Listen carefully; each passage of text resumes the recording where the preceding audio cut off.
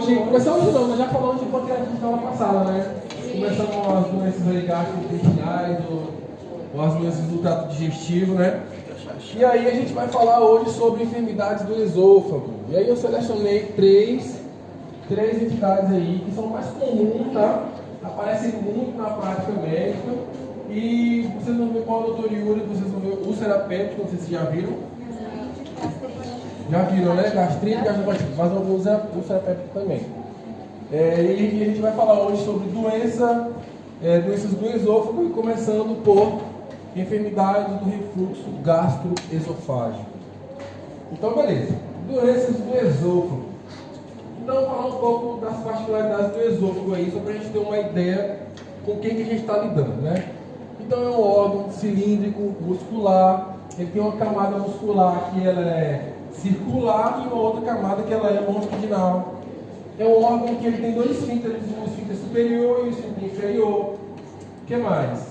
Ele é um órgão que é a primeira, lá na formação embriológica do esôfago, ele é formado por dois tipos celulares diferentes. Tá? Não sei se vocês lembram disso aí, lá na embriologia. Não sei se vocês vão lembrar. Mas ele é formado por dois tipos de células diferentes. O que acontece? O que isso tem influência para nós hoje?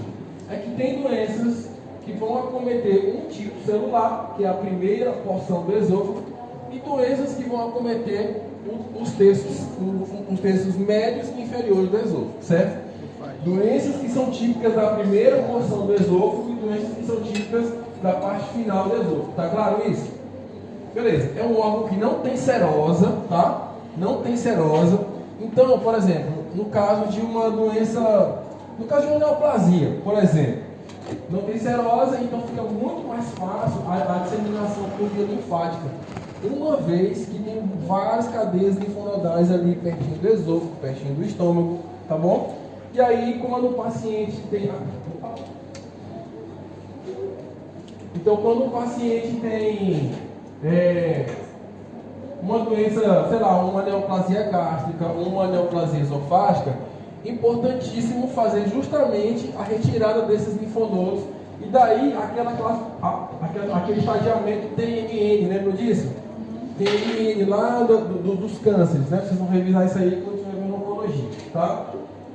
Para saber se tem metástase para linfonodos ou não, tá bom? Então, é um órgão que não tem serosa, então facilita, no caso das neoplasias, as disseminações por vias linfáticas. Tá claro isso?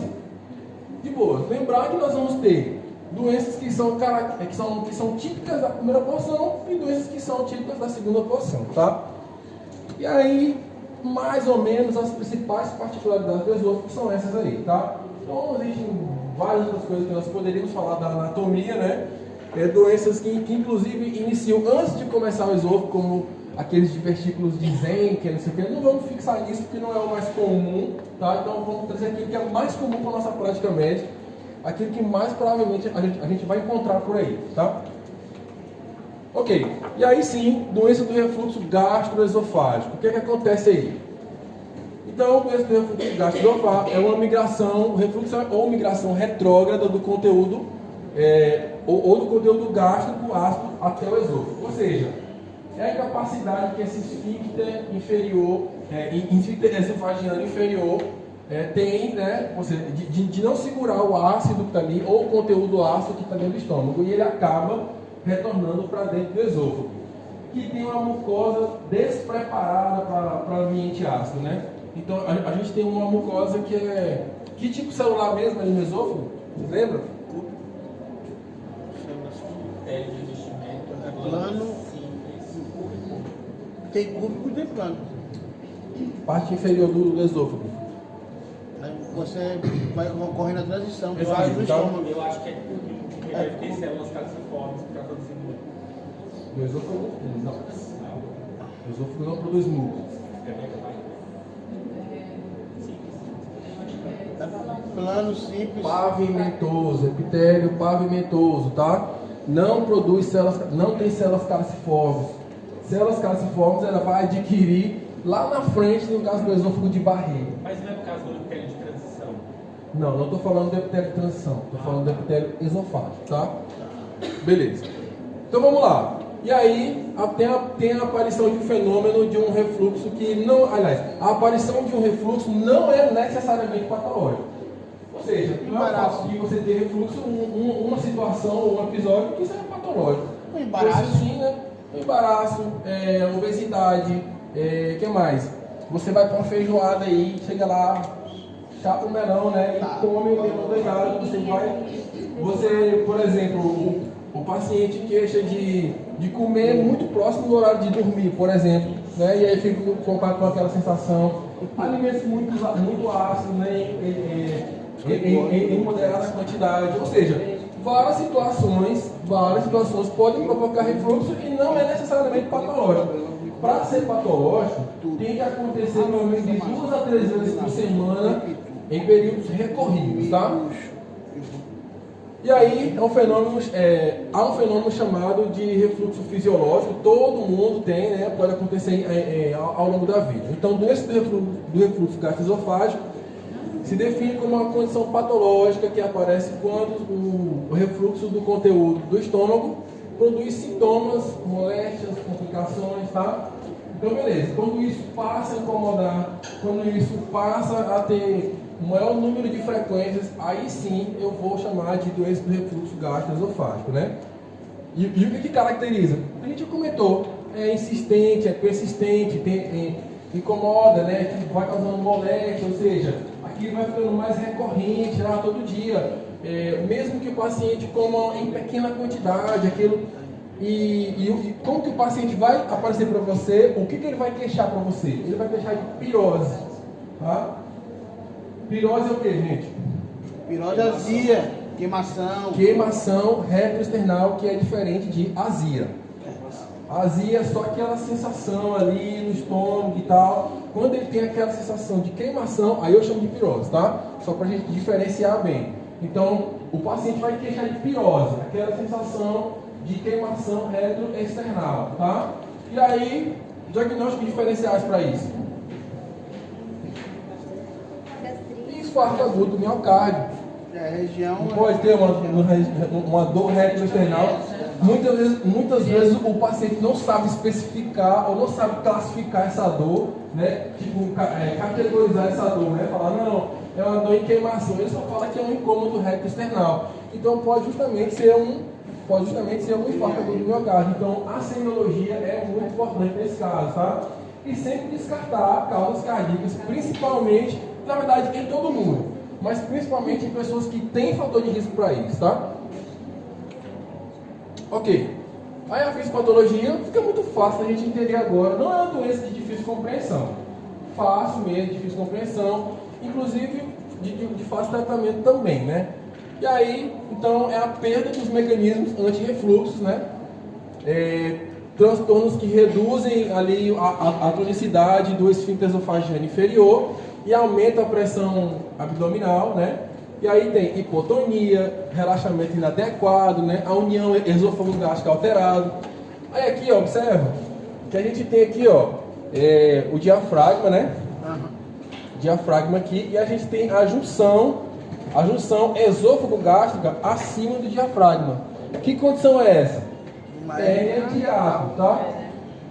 Isso é um fator de risco importante para a doença do refluxo gastroesofágico. Mas note, é um fator de risco. Nem todo paciente que tem hérnia de hiato tem doença do refluxo gastroesofágico, tá? Pode ser um achado, inclusive, na hora da endoscopia. O paciente faz uma endoscopia lá, é submetido à endoscopia, e aí o médico percebe que a união esôfago-gástrica está em cima do diafragma, acima do diafragma. E nem por isso quer dizer que o paciente tenha doença do refluxo gastroesofágico, tá? Mas é um achado comum em pacientes desse tipo, tá bom? Aí tá, álcool, tabagismo, né? Sempre, né? Sempre. O tabagismo está em todos, né? Álcool, né? Alimentos, comidas gordurosas, chocolates, pimentas, ou seja, tudo que aumentem aí a acidez, tá? Olha lá, fármacos antagonistas do canal de cálcio. Lembrado do seu paciente hipertenso, tá? Ou seja, tem um paciente hipertenso que faz uso de quê? De quê?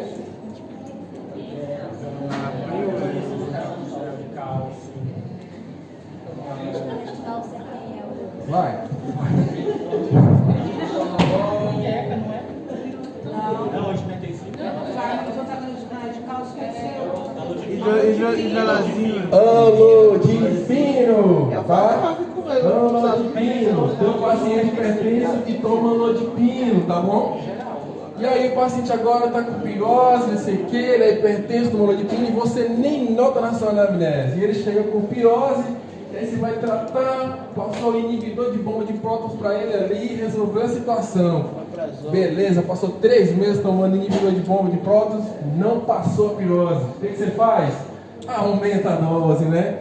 E aí submete o paciente à endoscopia, e não sei o que. Nossa, esse paciente, será que tem hernia? E não se dá conta, não conhece teu paciente, não conhece efeito de droga, tá?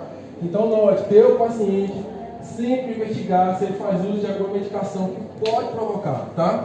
Por exemplo, AINES, né? Que aumentam a acidez aí. Que mais? Antagonista do canal de cálcio. Então fica atento ao teu paciente que faz uso de amlodipino, tá? Troca a droga, usa outra droga aí, sei lá, né? Vê qual uma droga que se encaixa no perfil do seu paciente, né? Tratamento para hipertensão aí tem dos vários perfis aí que a gente possa imaginar. Talvez seja uma patologia que mais tem uma opção terapêutica que seja a hipertensão, né? Aí tá, tem outros medicamentos aí, né? Benzodiazepínico, anticolinérgico, enfim. Aí, como o Gera falou, obesidade, né? Embaraço, hérnia de hiato, aumento do volume gástrico. Por quê? O aumento do volume gástrico, porque o esfíncter esofagiano inferior, ele é aberto justamente no momento da digestão, ali, ou no momento da deglutição. Então, se o paciente está comendo, ele está ali dilatando o estômago e aí vai ser aberto com o esfíncter esofagiano inferior. Se ele tem alguma condição que aumenta esse volume gástrico, ele vai manter esse esfíncter aberto por mais tempo. Jogou a água para descer. Fazendo, entendeu? Se ele fica com o estômago cheio durante muito tempo, enfim. Então tá. Então, o que é a doença do refluxo gástrico-esofágico? É a incapacidade que o esfíncter esofagiano tem de manter aquele conteúdo gástrico restrito ao estômago. Quando ele começa a retornar, ele começa a causar moléstia, ele começa a causar situações ali, e isso se torna de forma recorrente, que eu chamo de doença do refluxo gástrico-esofágico, tá? E aí, qual que é a fisiopatologia? Perda de mecanismo, aqui resume bem, né? Perda de mecanismo anti-refluxo. Só isso já resume o resto inteiro, tá? Então, ponto-chave, né? Definição, fisiopatologia e aí, principais fatores de risco, tá? Como que o paciente vai aparecer para você? Pirose, tá? O paciente vai aparecer com pirose. É a principal queixa. Pode ter regurgitação, pode ter disfagia, né? Lembrar, gente, paciente que tem disfagia ou paciente que tem sintomas de entalamento, de entalo. Entalo, né? Que a gente fala, ele não consegue engolir, que se sente entalado. Paciente que se sente entalado, paciente que tem dor ou não consegue deglutir, investigar neoplasia nesse paciente, tá? Investigar tumores, já pensar em doenças que têm um prognóstico um pouco mais reservado, tá? Não pensar apenas em doenças do refluxo gastroesofágico.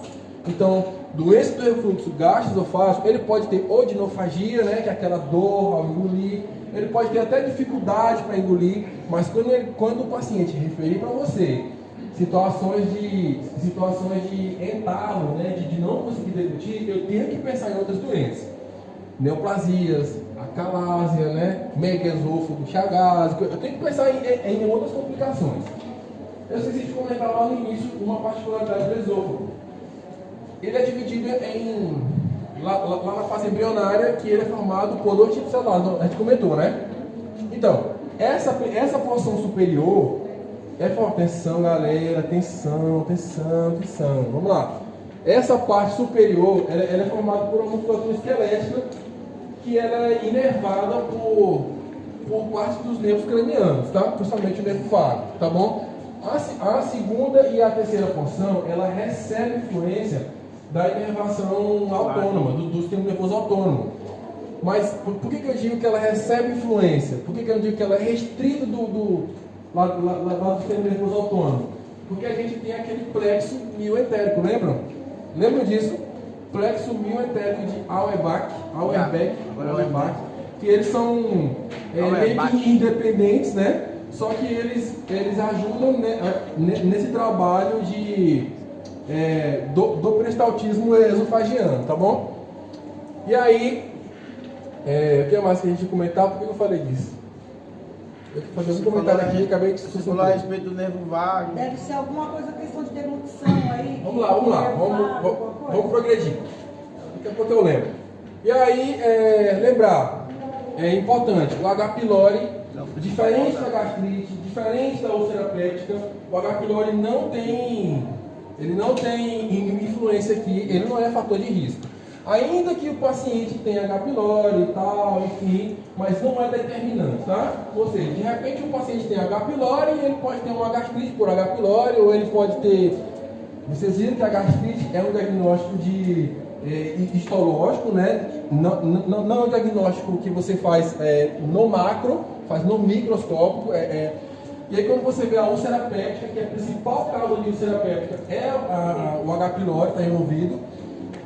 E o H. pylori ele pode ter uma relação indireta com a doença do refluxo gastroesofágico. Por quê? Porque ele pode causar úlcera péptica, ele pode causar gastrite.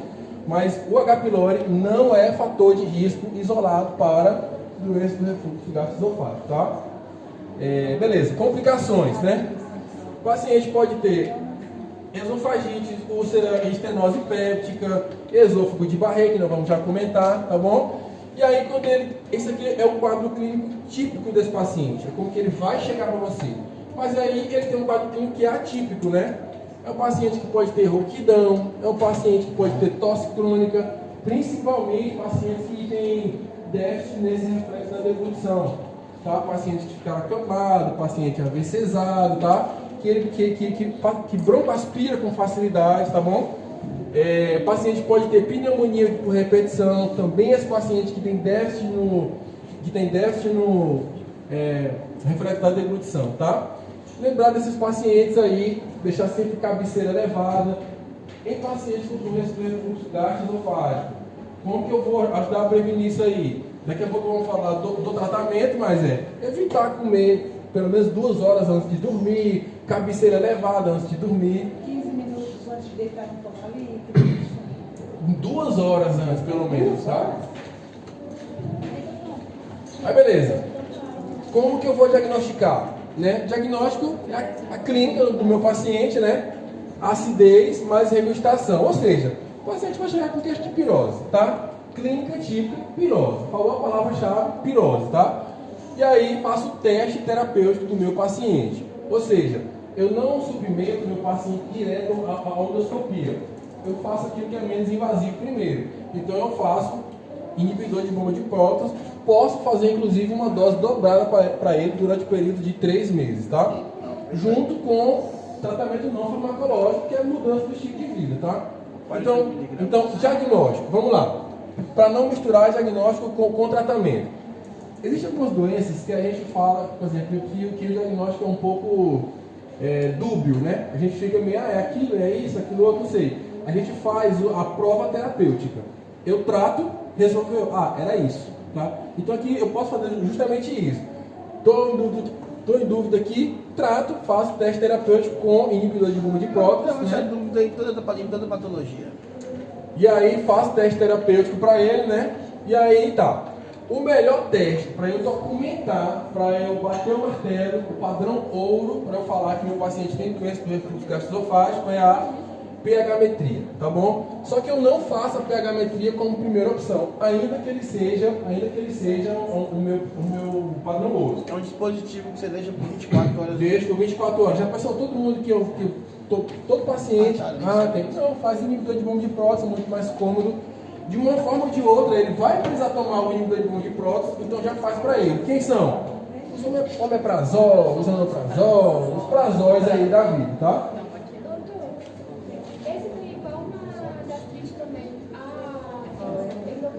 Endoscopia vai ser padrão a partir dos 40 anos, que a pessoa não tem. Justamente, aí depois dos 40 anos, aí eu posso fazer a endoscopia para descartar outras causas, tá? Descartar outras patologias. Mas de protocolo a partir dos 40 anos igual na gastrite. Posso fazer igual, posso fazer em qualquer caso. Beleza, então tá. No primeiro momento, faz o teste terapêutico. Qual é o teste terapêutico? Prova terapêutica. Inibidor de bomba de prótons. Beleza? Não resolveu, aí sim eu faço a endoscopia do meu paciente. Mas a pH-metria não é o padrão ouro. Mas eu faço a endoscopia para descartar outras causas que têm o pior prognóstico. Tá? E aí, fiz a endoscopia, não tem alteração, não tenho nenhuma faringite, eu não tenho endoscopia de Barré, eu não tenho outro aspecto. Aí eu faço a pH-metria e aí vou continuar o meu tratamento, né, ou com inibidor de bomba de prótons ou com outras opções que a gente vai olhar aqui. Tá bom? Então tá, vamos lá. Bora organizar o pensamento aqui. Acabei confundindo um pouco com vocês. O paciente chega com pirose, prova terapêutica, inibidor de bomba de prótons por 3 meses. Não resolveu, faz endoscopia. Endoscopia veio normal. Endoscopia normal não descarta doença do refluxo gastroesofágico, tá? Não descarta. Faz pH-metria, tá bom? E aí, a endoscopia ela é útil para descartar câncer e outras patologias, como a calase, sei lá, outras patologias, tá?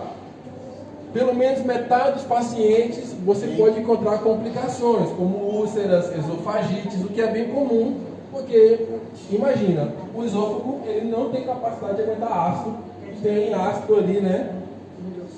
Já estudaram hemorragia digestiva alta?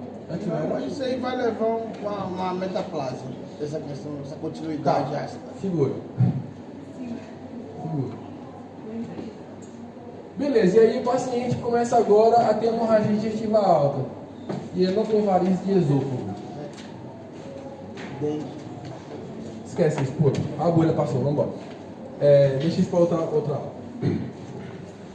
Aqui, indicações, né, dos testes que eu falei. Indicações de endoscopia, indicações da pH-metria, que é documentar a existência, né? E aqui tem a impedancidometria, que é um exame que o cirurgião gosta de fazer. Para quê? Porque essa impedanciometria, ela serve para quê? Para ela medir... não, desculpa, não é impedanciometria, é a manometria, esôfago de manometria. Esse aqui. A manometria é um exame que o cirurgião gosta de pedir para quê? Porque, no caso, não resolveu com o inibidor de bomba de prótons. E aí eu preciso submeter a meu paciente a uma cirurgia. E aí, para que serve esse estudo? Esse estudo serve para eu medir a viabilidade desse esfíncter esofagiano inferior, tá? Tratamento. Primeiro, faço tratamento medicamentoso, inibidor de bomba de prótons, né? Qual que é o objetivo? Diminuir os sintomas, né? Diminuir os sintomas, né? Curar as lesões aí, tá bom? O que mais? Aí tem o tratamento medicamentoso. Ensino o meu paciente a tomar a medicação, tá? Quanto que ele deve tomar? Pelo menos 30 minutos a 60 minutos antes da primeira refeição do dia, tá? Ainda com o estômago vazio, tá bom? E aí, não só o medicamento, porque o medicamento não faz milagre sozinho ali, né? E aí tem o tratamento não farmacológico, que é a dieta ou comportamentos. Ou seja, evitar alimentos que sejam fritura, alimentos que sejam gordurosos, tabaco. Tudo isso que você já conhece, tá? Diminuir tabaco, diminuir o álcool, né? Elevar a cabeceira da cama, enfim. Beleza. Paciente com menos de 40 anos, que você comentou. Paciente com menos de 40 anos, como que eu faço? Sintomas típicos ou atípicos? Sintomas típicos, pirose. Sintoma atípico, rouquidão, pneumonia, repetição, broncoespasmo, enfim. O que eu faço? Inibidor de bomba de prótons, dobro a dose para o meu paciente, mais mudança de hábito. Passou 3 meses. Resolveu? Beleza. Não resolveu? Submete a paciente a hemorragia digestiva. Hemorragia, ó, nada a ver. Endoscopia digestiva alta, né? Submete a paciente a endoscopia digestiva alta. E aí, veio normal. Se a endoscopia veio com lesões, com esofagite, beleza. Diagnóstico feito. Se veio normal, faça pH-metria. Documentei, tem refluxo, beleza. Não resolveu ainda com o inibidor de bomba de prótons, meu paciente precisa operar, precisa de um tratamento cirúrgico. E aí, o cirurgião pede essa manometria, Para que serve? Para ele ver a viabilidade desse esfíncter esofageu inferior. Para saber se ele tem tônus, se ele não tem tônus, para quê? Para ele decidir qual vai ser a técnica cirúrgica que ele vai utilizar, tá? Descartar a calásia também, né? Enfim. Aqui, beleza. Uma das técnicas cirúrgicas, talvez a que é mais utilizada, é a fundoplicatura. O que ele faz? Ele pega o fundo do estômago e ele faz de uma forma que ele abraça o esôfago ali, tá? Então consiste em restaurar a função anti-refluxo da união esôfago-gástrica. Qual que é a principal fisiopatologia? Déficit dos mecanismos anti-refluxo, né? Qual que é a função do tratamento? Voltar os mecanismos anti-refluxo, justamente. Então ele faz uma fundoplicatura, que é justamente fazer com que o fundo gástrico abraça o esôfago aqui. Beleza. O que implica em manter o segmento do esôfago em situação intraabdominal. Uma vez que o quê? Que parte desses pacientes tem a junção esôfago-gástrica acima do diafragma, tá? Por exemplo, a hérnia de hiato, por exemplo. Pode ser não. Na maioria das vezes é indicação que se faça por vídeo da laparoscopia. Complicações, vamos lá, já falamos, né? Mas as principais complicações, né? Úlcera esofágica, estenose péptica, ou seja, já teve uma úlcera ali ou lacerações que já ficaram com recorrência, já sararam ou já feriram, e foi que se criando uma área de fibrose. Criou-se uma área de fibrose e aí facilita a estenose péptica ali, né? Esôfago de Barré, que nós vamos comentar, e adenocarcinoma esofágico. Já um spoiler do segundo tempo da aula aqui. Quando eu falo de neoplasias do segundo e terceiro segmento do esôfago, eu falo de adenocarcinoma, tá? Quando eu falo de neoplasia da parte superior do esôfago, eu falo de carcinoma epidermoide. Por quê? Porque eles têm uma origem embriológica diferente, tá bom? Então a parte superior carcinoma epidermoide. Então na parte inferior, adenocarcinoma. Vai cair essa? Sem dúvidas. Então beleza, voltando aí, indicações cirúrgicas. Se eu tenho falência do tratamento ou não aderência adequada ao tratamento, se o paciente tem desejo em descontinuar o inibidor de bomba de prótons, né? Se o paciente não tolera bem, porque o omeprazol, isonoprazol, eles causam mal-estar, cefaleia, mareio, ele tem uma reação importante, e o paciente não consegue tolerar. Causa demência. Se o paciente tem predomínio de sintomas respiratórios, ou seja, se ele não melhorou, se ele tem pneumonia de repetição, se ele fica com rouquidão, ou eu posso ver também se o paciente for muito jovem e ele não resolve com inibidor de bomba de prótons. Que aí eu vou ver o custo-benefício da cirurgia para ele, tá? Então, o paciente jovem com múltiplas complicações. Aí eu vou avaliar para ele qual o custo-benefício. Beleza. Doença do refluxo gastroesofágico é isso. Dúvida, pessoal? Querem comentar? Querem... De boa, tranquilo? Tá bom. Ok, então como complicação de doença do refluxo gastroesofágico, a gente tem aí o esôfago de Barré, tá? Então o que é o esôfago de Barré? É uma adaptação ou é uma mudança do epitélio, como tu já falou aí, né, gente? É uma metaplasia. Metaplasia quando tem um epitélio e ele se torna outro epitélio, tá? Para quê? Como forma de adaptar, porque se eu tenho um esôfago que está sofrendo ação da acidez ali, nesse epitélio que é escamoso, tá? E ele não consegue suportar, o estímulo vai ser tão grande que ele vai desenvolver um epitélio que é capaz de suportar a acidez, tá? E aí ele desenvolve um epitélio com células caliciformes, olha aqui, ó, bonitinho, né? Células caliciformes aqui e tal. E aí, típicos lá do epitélio intestinal ou daquela primeira porção do duodeno, certo? E a gente chama isso de metaplasia intestinal, né? E aí, o epitélio do esôfago, que é o escamoso estratificado, que fica lá naquela zona mais distal, sofre agressão, tá bom? E aí vai mudar para um epitélio cilíndrico intestinal, mais resistente à acidez, agora sim, com células caliciformes, tá? Então, beleza. Causas de esôfago de Barré. Então, doença do refluxo gastroesofágico crônica, né? O paciente não melhorou, o paciente não seguiu o tratamento, ele não evoluiu bem, tá bom? O esôfago de Barré, ele não é um câncer, tá bom? Mas ele é uma doença que ela é pré-maligna, tá bom? Então ela vai evoluir para. Se o paciente não tratar, ele pode evoluir para, tá? Mas ele não é um câncer, tá? E aí, complicações, displasias, ou seja, quando eu tenho, ele fez a mudança celular, ele tinha um epitélio escamoso, se transformou em epitélio cilíndrico com células calciformes, e agora ele tem displasia dessas células, ou seja, mudança do estilo celular dentro dessa metaplasia aqui, tá? A displasia ainda não é um câncer, tá? Então ele tem um câncer a partir do adenocarcinoma. Aí beleza, a gente tem aqui uma foto, essa foto tá um pouco escura, não dá pra ver direito. Mas aqui ó, a gente vê a junção esôfago-gástrica, né? Junção esôfago-gástrica. A gente vê essa área mais branca aqui, mais esbranquiçada, mais rosa, é a mucosa normal. E essa área que está um pouco mais hiperemiada é a área onde teve a mudança, né? E aí quando a gente faz a coloração aqui, que a gente faz uma tintura diferente, a gente já começa a ver áreas com displasias aqui. Beleza, vamos lá. E aí aqui um algoritmo para a gente tentar memorizar melhor. Vamos lá, esôfago de Barré, e aí eu vou ver endoscopicamente a mudança histológica não. Vou ver ali endoscopicamente e aí vou fazer o diagnóstico histológico, né? Beleza, tá documentado. Então eu tenho esôfago de Barré sem displasia, como que eu vou tratar? Tratamento, continuo com inibidor de bomba de prótons e tratamento expectante. Vou ficar avaliando com endoscopia, orientando meu paciente para que mude estilo de vida, mude dieta, mude comportamento, tá bom?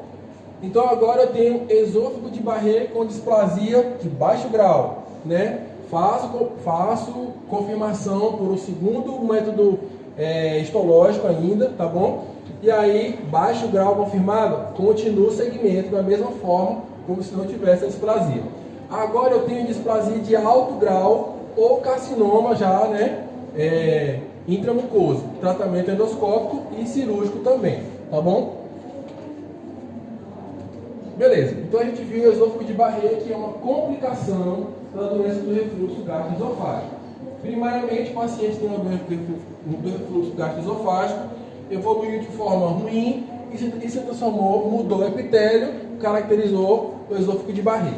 O esôfago de Barré é uma enfermidade que é pré-maligna, ela não é um câncer ainda, é uma doença pré-maligna, tá? E aí, a partir daí, eu vou falar agora sobre tumores esofagianos, ou seja, a partir daí o esôfago de Barré pode se tornar um câncer. Se o esôfago de Barré se torna um câncer, ele se torna um adenocarcinoma. Por quê? Porque é a parte inferior do esôfago, tá? Quando eu falo da parte superior, eu falo de carcinoma epidermoide. Então, beleza. Então, é um câncer que ele é importante, ele está entre os 10 mais prevalentes aí. Opa!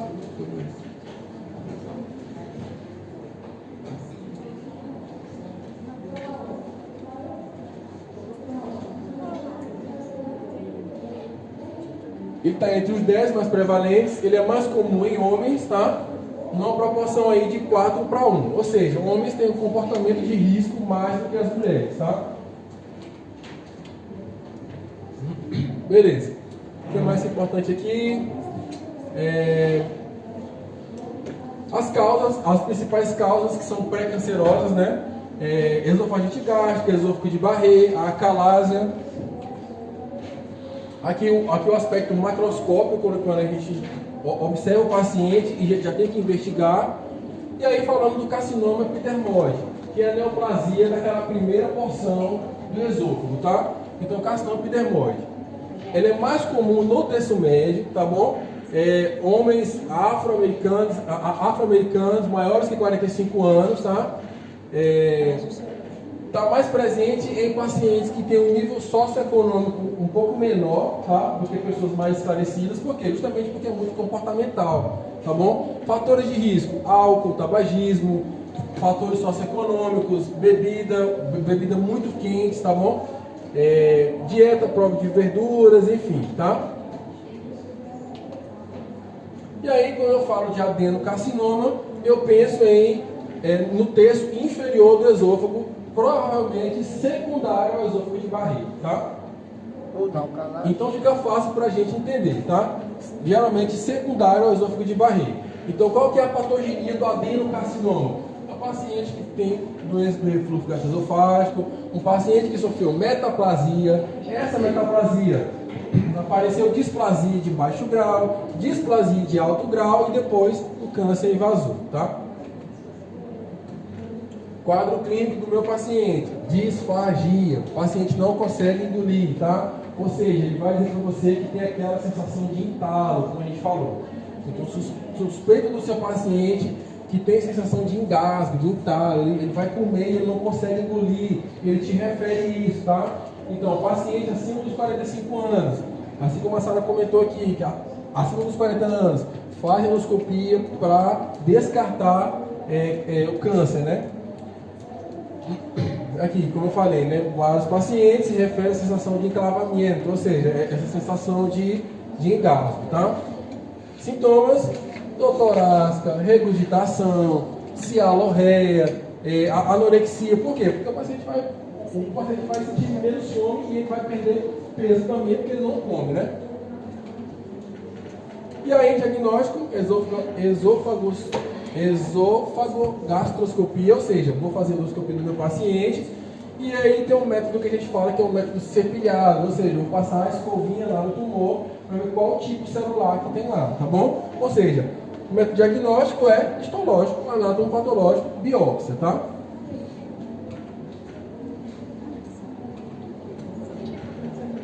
Tomografia também eu posso fazer e tal, beleza. Tratamento, né? Então depende muito do tipo histológico, da localização do tumor, mas quase sempre o tratamento é cirúrgico, tá?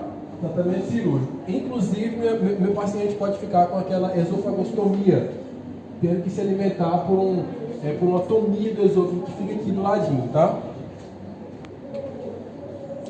Beleza, pessoal? Tranquilo?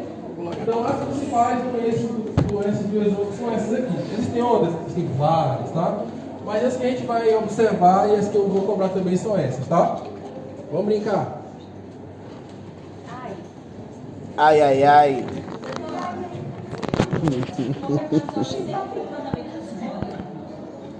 O omeprazol, qualquer dos prazóis, né? O que vai mudar entre eles é a dose, né? Então o omeprazol tem de 20, o omeprazol de 30, então aí isso vai mudar. Beleza. Boa pergunta, vamos lá. Domperidona é um procinético. O tratamento de escolha é inibidor de bomba de prótons. Ponto, tá? A domperidona para quê? Porque se eu tenho muito alimento que fica muito tempo no meu estômago e o paciente já tem esse mecanismo anti-refluxo, aliás, ele não tem esse mecanismo anti-refluxo, eu preciso aumentar o peristaltismo e mandar para frente, tá? Então, eu posso agregar ao inibidor de bomba de prótons o procinético. Mas ele não pode ser um. Não é um, tá? Inclusive, daqui a pouco eu comento. Vou até comentar isso depois aqui. Essa pergunta eu vou comentar. Isso de aumentar a prolactina e começar a dar leite. Quem? Foi estudado sobre o respeito de aplicar. Pois é, na verdade ele causa desde que ele tem um uso crônico sem indicação. Assim como toda medicação tem um uso, assim como toda medicação tem um uso. Já que você utiliza tanto o omeprazol como esse tipo de tratamento, já se abre. Depende, tudo depende, tá? Da mesma forma, por exemplo, nos Estados Unidos não se usa paracetamol, porque causa hepatite medicamentosa. A grande maioria dos casos que eu vi sempre foi pantoprazol para cima. Ah, tá, sim, sim. Ah, tá, entendi. Esse omeprazol são sempre esses mais novos. Pelo menos a literatura ou no resto ainda não mudou. Então, tem uma opção aí, mas vale a recomendação. Vamos lá. E aí? Homem com 55 anos, obeso, tabagista. É simplesmente Vamos lá. Bora pra gente ir embora. Razão, pirose, irritação, de braço. A sinalização tem um gasto intrafágico, então já pode ser esôfago de barriga. A tradição é esôfago gástrico. Eu estou lendo o automático leal. Pode ser. Já deu o diagnóstico. Beleza? Já leram? Amém, amém. Metaplasma. Ah, você vai perguntar se isso é um adenocarcinoma. Não é um. Não tem nada ainda. Ainda não acontece. No máximo aí, você já tem metaplasia intestinal, é um esôfago de barriga. Não, ela é esofágica. Porque o esôfago ele ultrapassa tanto cervical, torácico e é tipo. E já teve a mudança, já é esôfago de barriga. E aí, vamos lá, homem de 55 anos, obeso, tabagista, é submetido a endoscopia digestiva alta em razão de pirose, regurgitação do conteúdo gástrico e ocasional dor torácica reto-external. Vamos lá, o exame de endoscopia digestiva alta revela presença de esofagite, né? Moderada com áreas de mucosa ectópica avermelhada acima da junção esôfago-gástrico. Novidades aqui? Não, beleza. A transição esôfago-gástrica se encontra a 4 centímetros acima do pensamento diafragmático. Novidade? Não. Biópsias são obtidas nessas áreas, né? E aí revelam presença de metaplasia intestinal no epitélio colunar do esôfago distal. Beleza. É típico dessa região, o epitélio colunar? Não. Não havendo sinais de displasia ou neoplasia local. Então tem uma metaplasia, mas não tem displasia, tá? Beleza. Como é denominada alteração anatômica que justifica a elevação do ponto de transição esofagástrica do tórax do paciente nos casos de doença do refluxo gastroesofágico? Como que é denominada a alteração anatômica? Não, essa é a resposta da B. Essa é a resposta da B. Leia a pergunta.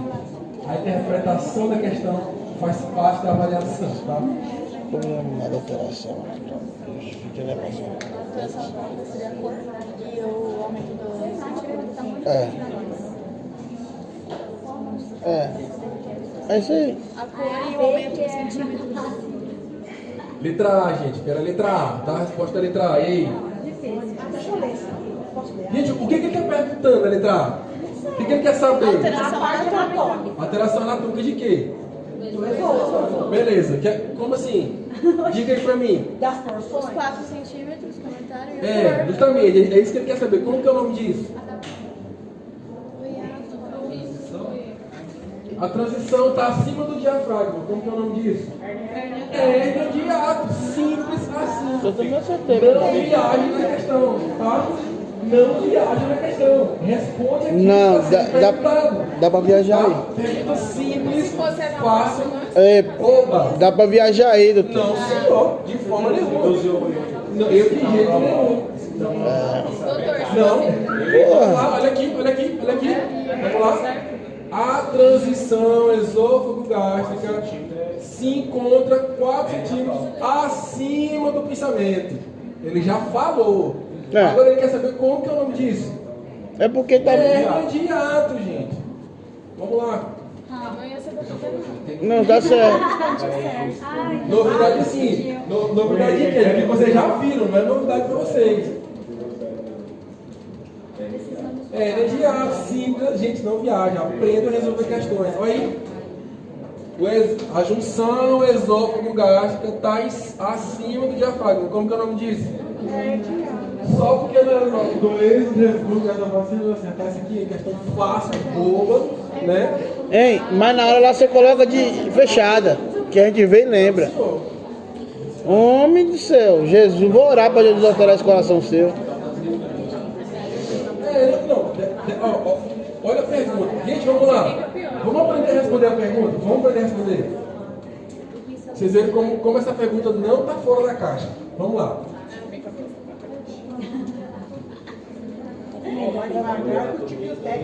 Vamos lá. Transição esôfago-gástrica está acima do pensamento. Está acima do pensamento diafragmático. Então tem o diafragma aqui, né? A junção tinha que estar ali junto com o diafragma. A junção está em cima, ou seja, o estômago deslizou para dentro do tórax. Como que é o nome disso? hérnia de hiato. Agora você fala que é muito fácil. Tá?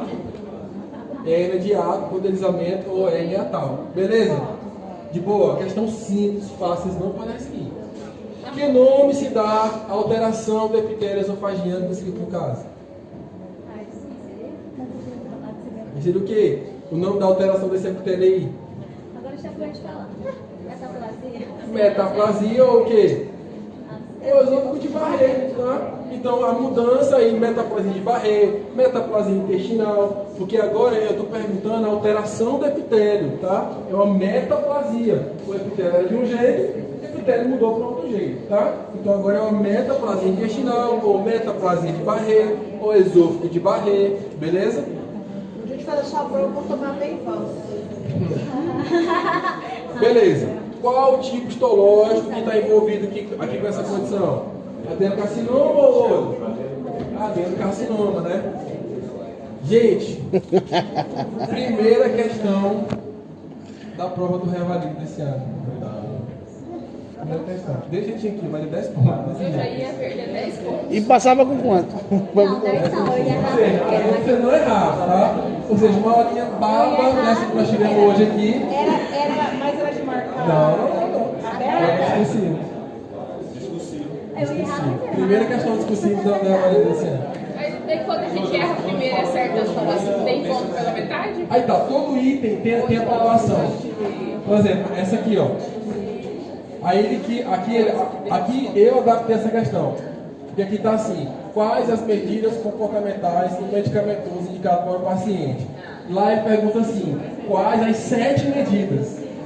Então ele queria todas. E cada uma valia uma pontuação, entendeu? Cada uma valia meio ponto, 25, 10, cada um tem lá. Vale tantos pontos cada Aperta de novo esse negocinho aí pra me ver aqui. Mas tipo, Pra frente. cessar o tabagismo, Não. valia uma. Valia uma. Cessar o álcool, Valia outro. entendeu? Iniciar Dieta. Entendeu? Então ele queria assim, que você especificasse para quê? Porque quando você for explicar para o seu paciente, você falar em linguagem dele codificada. Entendeu? Então é isso que ele quer, que você especifique. Ou seja, a questão não estava difícil, gente. A questão de boa. Não, tipo, perda de peso. Essa foi uma das poucas que eu acertei, na verdade. Entendeu? Iniciar. Quando eu vi essa questão, eu falei, obrigado, Deus. Não vou zerar. Não vou zerar. É fora assim? Beleza, e aí, agora? Não, vamos, já comecei. Aí aqui, Pegar a bolsa e ir embora. Aqui, Roberto, eu botei. Aqui eu coloquei o procinético. E eles não consideraram. Eles não consideraram, entendeu? Porque o tratamento é inibidor de bomba de prótons.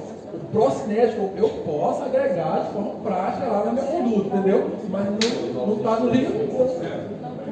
Por isso que eu falei, vou comentar a tua resposta, entendeu? E aí, vamos lá. IBP, né? Inibidor de bomba de prótons, o que mais?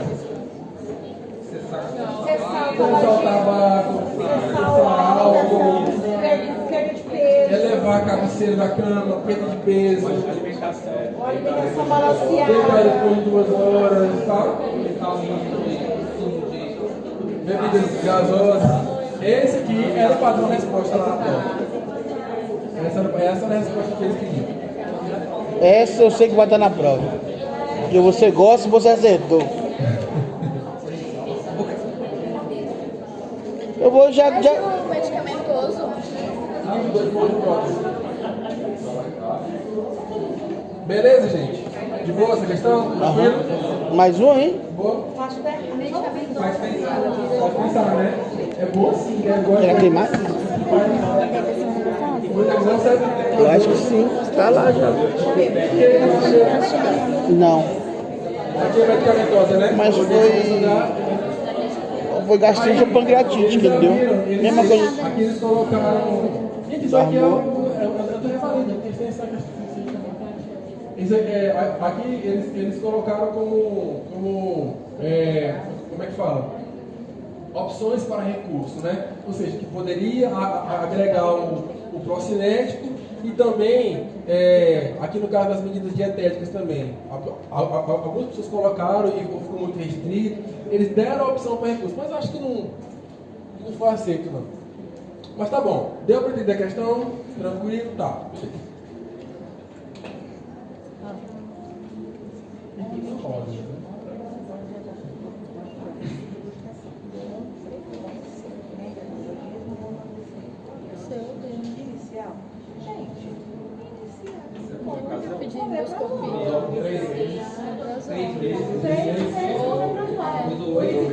normal.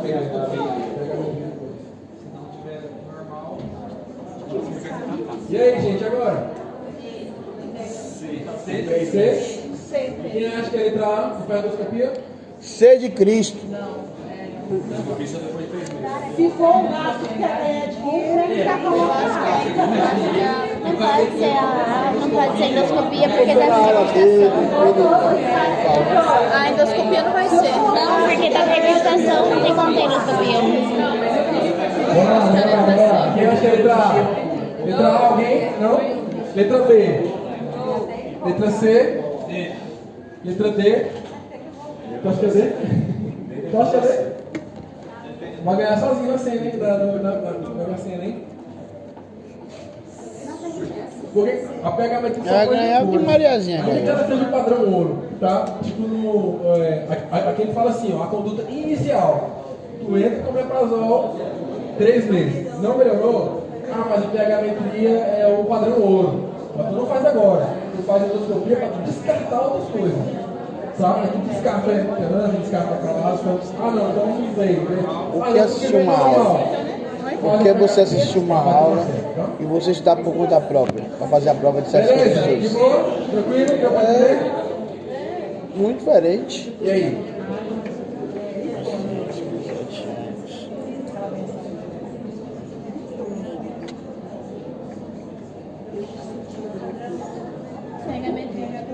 E agora?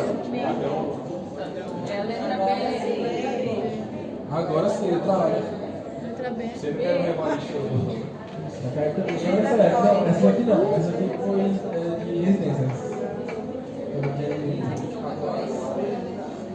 Esse aqui foi especificar isso aqui. Aí sim. Dá. Aí vai a meia. Ó, tipo assim, depois da aula fica fácil. O problema é que a gente Tá perguntando padrão ou depois O Evalida, eles não falam os temas que vai ter. Era bom, né? vai depender do posto que eu consigo. E aí, gente? E aí? É a B. Paciente de 57 anos de idade tem várias queixas de queimação intestinal. Como que é o nome disso? Pirose. Refere-se à recustação, né? O diagnóstico está pulando aí na sua cara com a suspeita de doença de refluxo gastroesofágico, considerado padrão ouro, qual que é? pH-metria. E aí?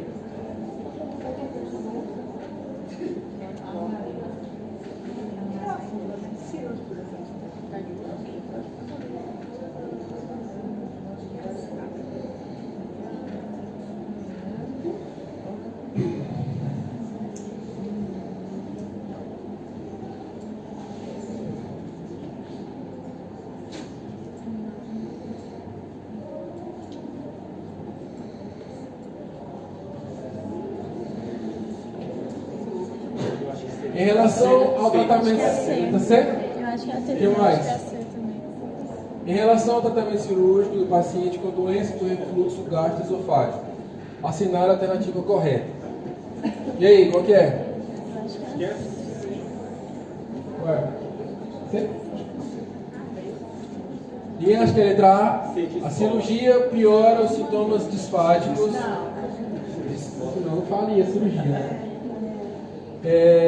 O esôfago de barreira apresenta regressão de 100% dos casos após tratamento cirúrgico. É muito, eu vou falar. 99,99. E se fosse 80%? Mas aí tá uso bem Aí tá falando que não vai adiantar muita coisa. Você faz a cirurgia e tem que ficar usando a bomba Aqui de... tem um dado que eu não falei para vocês na aula, tá? Mas vocês vão já responder. Então vocês acham que não é essa, né? 100% não, beleza. Aí vocês acham que é a letra C? Todo mundo acha que é a C? Não, peraí, não foi o resto. Rapaz, como diz Carol, eu sou do contra, eu vou na letra B. Pode ser a letra D. Letra D? É cirurgia não. Não reduz, faz. Não, eu acho que é a C. Eu acho que é a C. Todos os riscos. Não, a D não é não. A B não é. Vamos para a letra E. 100%, nada 100%. A Eu vou nascer, na verdade. permanente da função dos gastos e o tamanho da hérnia não interfere no prognóstico. Interfere sim. Vamos à letra D. A cirurgia não reduz a disfagia. Reduz. Claro que reduz. A cirurgia reduz o risco de esofagite? Sim, essa é a moral da história, né? E o esôfago de barreira e displasia. Gente, por que a B está correta? Porque, na verdade, o esôfago de barreira não regride. Não regride. Não regride. Se fosse 50%, não regride. Não volta. Já mudou, por isso que eu vou ter que ficar acompanhando com a endoscopia. Lembra daquele algoritmo lá que a gente viu? Vou ficar acompanhando com a endoscopia para quê? Buscando displasia nesse paciente. Ele já mudou, então agora ele vai ter que. Eu vou ficar buscando displasia nele. Tem displasia de baixo grau. Ainda é aceitável como pré-maligno. Agora, tem displasia de alto grau, tá? Mas aí tá falando que é cirúrgico, depois da cirurgia que ele vai. Justamente, não posso fazer uso crônico também, né? Beleza, tá bom, né? Mas ele tá dizendo que ele. Tem mais? Caso vocês querem, mais uma? Mais uma então.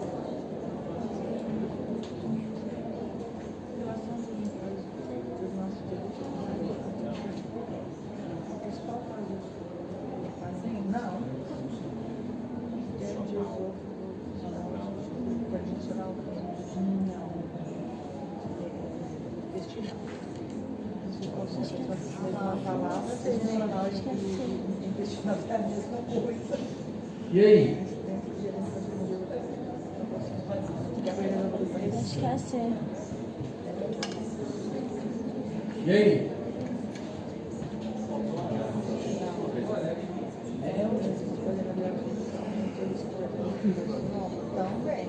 A principal causa do esôfago de barreira é o refluxo alcalino do esôfago distal. Não, porra. Não? Alcalino? Alcalino? Ácido, né? Letra B. O epitélio do esôfago distal é substituído por epitélio juncional?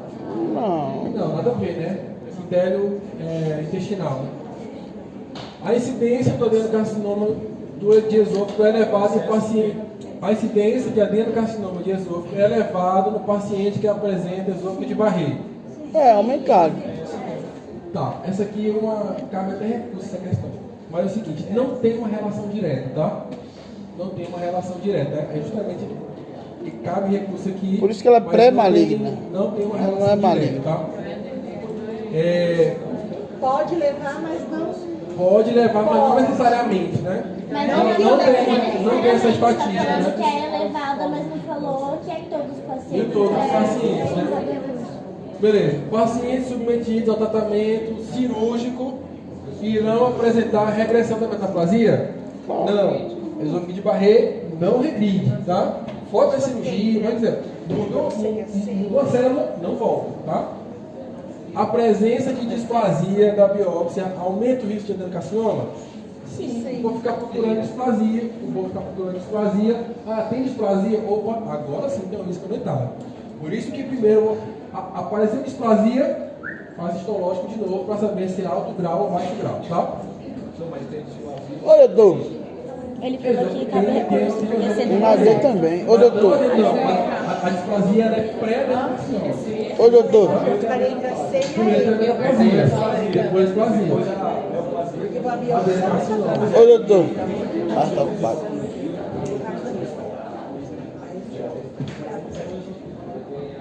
Pois é a principal causa, mas não quer dizer que está elevada. Por isso que eu falei assim, que é uma questão de cabe recurso. Quase a mesma coisa. O paciente ele foi submetido a. Provavelmente eu erraria também. De barriga. Passar a faca. Obrigado. Deus. Hein? Na D ali. Ele foi submetido à cirurgia. Certo? Quando ele não ocorre eu retirar a porção que sofreu metaplasia. Beleza. Aí é outra história. Tu retirar a porção que tu tirou é uma coisa. A metaplasia regredir é outra história.